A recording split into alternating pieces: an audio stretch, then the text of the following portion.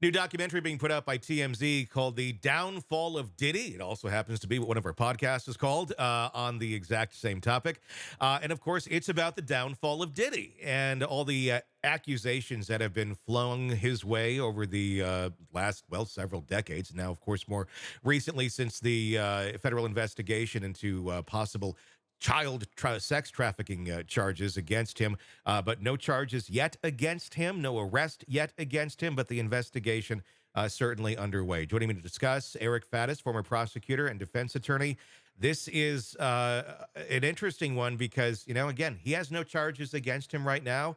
Still, I'm sure wanting to maintain his image as best he can, although it's obviously fairly tarnished. He's gone through some pretty dark stuff in the past as well. Is it fair to count Diddy out at this point, or is this something you think that he can still, in some way, shape, or form, recover from?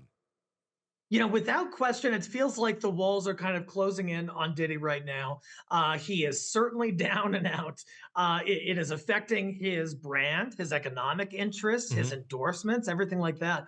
But Diddy, for all his faults, and it sounds like there may be some egregious ones, he is a bit of a scrapper, and he's come back from tragedies before, from blows to his professional career. And so, I wouldn't completely count him out yet. We haven't heard a lot from him and his side. Hmm. His attorneys did issue a statement, but I'll be interested to see, as this whole thing develops, what Diddy's sort of uh, counterattack is going to be. Yeah, I mean, it is. There's so many lawsuits now out there. The Cassie one that was obviously settled that really brought to light a lot of stuff that had he just settled it privately.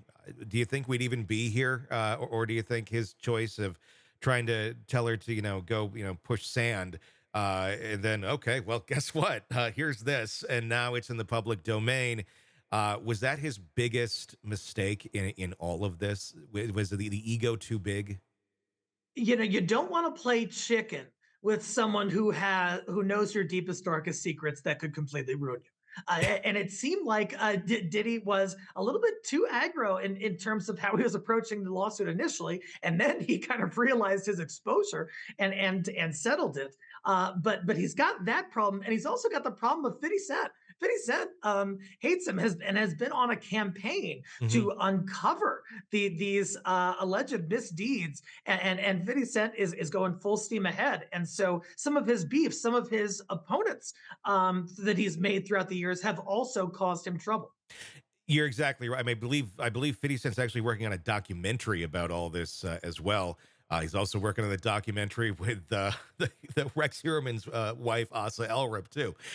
Interesting what Fiddy's up to these days. It's just like, wow, okay. But hey, good for him. Um, where this goes is going to be, very interesting. I'm guessing in a federal investigation, as we know, these things don't go very fast. Um, Obviously, no arrests at this point, but where do you think they are right now? What are they doing behind the scenes, if you were to speculate? The way I'm seeing it right now is the allegations are so widespread. They span such a huge chunk of time, decades, that they span, just a number of different players and alleged victims. And so I think the authorities are really just trying to wrap their heads around everything that Diddy is being accused of, and seeing if they could sort of put this into one case, or is it going to be multiple cases. They've got to do the follow up. They've got to interview, probably, I would imagine, hundreds of people, at least more than 100 people. Hmm. And so I think it's just sort of plodding along and taking its course. And I don't know exactly when we'll see a development, but if you ask me if this is going to end in no case at all for Diddy, I think that's terribly unlikely. Yeah, without a doubt. We're talking, literally hundreds of cameras that were in his home, all that stuff seized. And we're talking, he has connections with probably thousands of people, quite honestly. And certainly thousands of people have come and gone from his home over the years with various parties and things of that nature. And notably, right now, most people aren't saying very much. And there's a lot of people who are really connected to him.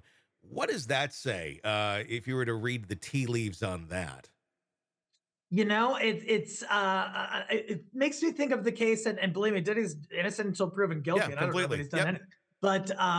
But it makes me think of Jeffrey Epstein, and like that dude was super connected. He had a bunch of high profile buddies, and when things went down, he didn't have a lot of people, coming to his aid and having his back. And that's similar with Diddy. Diddy has all these allies. He's made a lot of connections in his high profile career, and it's interesting that a lot of those folks have said, I need to wait until I can hear more before I take a position that's going to make me perhaps guilty by association, or at least give that appearance. Hmm.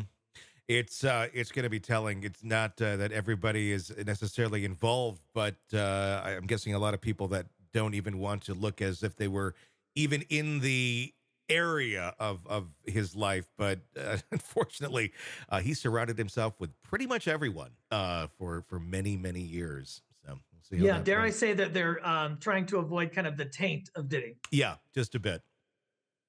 Hey, thanks for checking out the video. Be sure to follow us wherever you download podcasts, and especially Apple Podcasts, where you can get advanced episode and premium content on our premium channel right there. Also, be sure to follow us on social media so you don't miss any breaking updates on the stories that matter to you most. We're on TikTok, X, Instagram, Facebook. Just search Hidden Killers Podcast with Tony Brueski, and you'll find us right there. Again, thanks for watching.